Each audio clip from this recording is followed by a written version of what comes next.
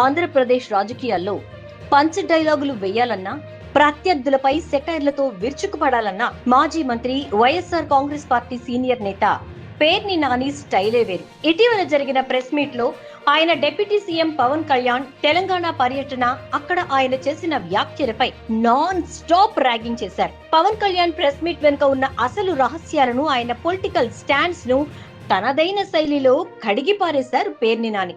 ముఖ్యంగా పవన్ కళ్యాణ్ చెప్పే తుపాకీ కథల వెనుక ఉన్న అసలు కథ ఏంటో బయట పెడుతూ నాని ఇచ్చిన కౌంటర్లు ఇప్పుడు సోషల్ మీడియాలో విపరీతంగా వైరల్ అవుతున్నాయి. ఇంతకీ ఆ ప్రెస్ మీట్ లో పేర్ని నాని ఏమన్నారు? పవన్ కళ్యాణ్ కు ఎలాంటి కౌంటర్లు వేశారు? అమరావతి రైతుల విషయంలో మంత్రి నారాయణను ఏ విధంగా నిలదీశారో ఈ వీడియోలో క్లియర్ గా తెలుసుకుందాం. ఈ ప్రెస్ మీట్ లో పేర్ని నాని మాట్లాడిన అంశాల్లో హైలైట్ పాయింట్ పవన్ కళ్యాణ్ తుపాకీ సరెండర్ ఉదంతం. గతంలో పవన్ కళ్యాణ్ మాట్లాడుతూ తాను దివంగత ముఖ్యమంత్రి వైఎస్ రాజశేఖర రెడ్డి హయాంలోనే ఆయన ఎదిరించానని, రోడ్డు మీదకి వస్తే కాల్ చేసే రోజుల్లో కూడా భయపడకుండా తిరిగానని, ఆ తర్వాతే తన తుపాకీని పోలీస్ స్టేషన్ లో సరెండర్ చేశారని గొప్పలు చెప్పుకున్నారు. ఈ వ్యాఖ్యలపై పేర్ని నాని ఉతికారేశారు.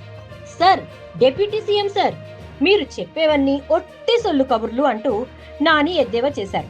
పవన్ కళ్యాణ్ తన తుపాకీని పోలీస్ స్టేషన్ లో ఎందుకు అప్పగించాల్సి వచ్చిందో అసలు హిస్టరీని నాని బయట పెట్టారు. గతంలో పవన్ కళ్యాణ్ కూతురు స్వయంగా పోలీస్ స్టేషన్ కు వెళ్లి, మా నాన్న దగ్గర తుపాకీ ఉంది, ఆయన పెద్ద రౌడీ, నన్ను కాల్ చేస్తాడు, నా ప్రాణానికి హాని ఉంది అని కంప్లైంట్ ఇచ్చిందని నాని గుర్తు చేశారు. దాంతో పోలీసులు పవన్ కళ్యాణ్ కు ఫోన్ చేసి, యావండి, మీ దగ్గర గన్ ఉందంట కదా, మీ అమ్మాయిని కాల్చకండి, జాగ్రత్త, ఒకవేళ కాలిస్తే ముద్దాయి అవుతారు అని వార్నింగ్ ఇస్తే ఆ భయంతో పొగరుగా ఫోజ్ కొడుతూ తెచ్చి పోలీస్ స్టేషన్ లో గన్ పెట్టారని నాని చెప్పారు. ఇంట్లో భార్యకు భయపడి ఊరి మీద పడి పోజులు కొట్టినట్లు కూతురు కంప్లైంట్ ఇస్తే గన్ సరెండర్ చేసి దానికి వైఎస్ఆర్ ను ఎదిరించినట్లు బిల్డప్ ఇస్తున్నారంటూ పేర్ని నాని నవ్వుతూ స్ట్రాంగ్ కౌంటర్ ఇచ్చారు.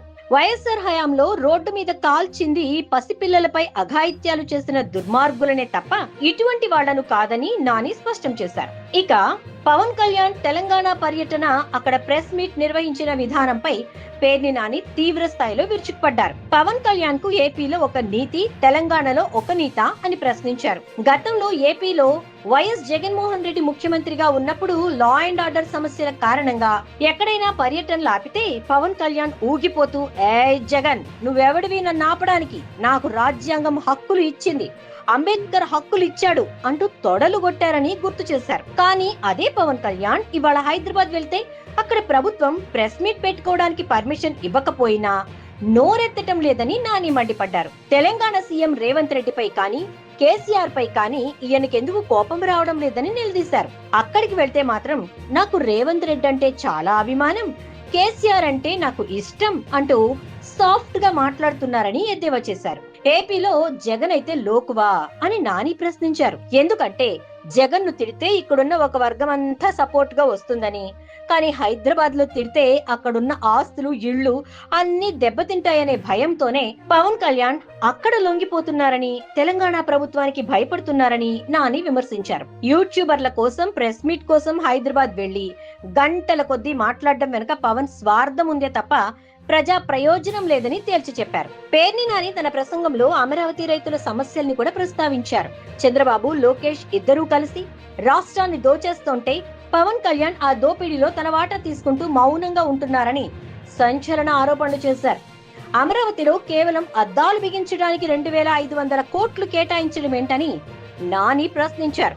డిప్యూటీ సీఎం కాకముందు పవన్ కళ్యాణ్ అమరావతికి వచ్చి రైతుల్ని ఉద్ధరిస్తానని పెద్ద పెద్ద మాటలు చెప్పారని నాని గుర్తు చేశారు. ఆ రోజుల్లో అక్కడ ఎవరో రైతు అన్నం తింటుంటే ఆ క్యారేజ్ బాక్స్ లాక్కుని మరీ పెరుగన్నం గబగబా తినేసిన పవన్ కళ్యాణ్ ఇవాళ అధికారంలోకి వచ్చాక అమరావతి రైతులు ఏడుస్తున్నా ఎందుకు పట్టించుకోవడం లేదని నిలదీశారు. ప్రస్తుతం అమరావతిలో వేల టిప్పర్ల మట్టిని అమ్ముకుంటున్నారని, రైతులు కష్టాల్లో ఉన్నారని, మరి ఆ రోజు పెరుగన్నం లాక్కు తిన్న పవన్ కళ్యాణ్ ఇవాళ రైతుల గోడును ఎందుకు వినడం లేదు అని, ఎందుకు ప్రశ్నించడం లేదు అని నాని నిలదీశారు.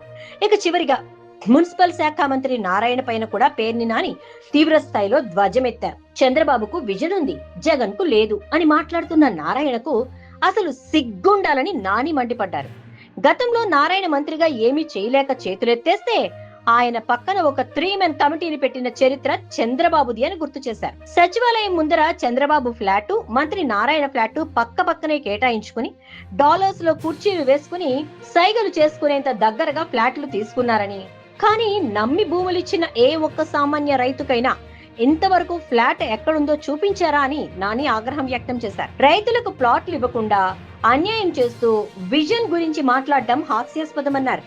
రాష్ట్రానికి పట్టిన ఈ దరిద్రం పోవాలంటే వైఎస్ఆర్ కాంగ్రెస్ పార్టీ శ్రేణులంతా ప్రజల పక్షాన నిలబడి నిరంతరం పోరాడాలని పేర్ని నాని పిలుపునిచ్చారు. చూశారుగా, పవన్ కళ్యాణ్, చంద్రబాబు, నారాయణలపై పేర్ని నాని తనదైన శైలిలో చేసిన విమర్శలు ఏ స్థాయిలో ఉన్నాయో. ఈ వాయిస్ ఓవర్ విశ్లేషణపై మీ అభిప్రాయాన్ని కింద కామెంట్ సెక్షన్ లో తెలియజేయండి. మరిన్ని పొలిటికల్ అప్డేట్స్ కోసం మా ఛానల్ ని సబ్స్క్రైబ్ చేసుకోండి. Thank you.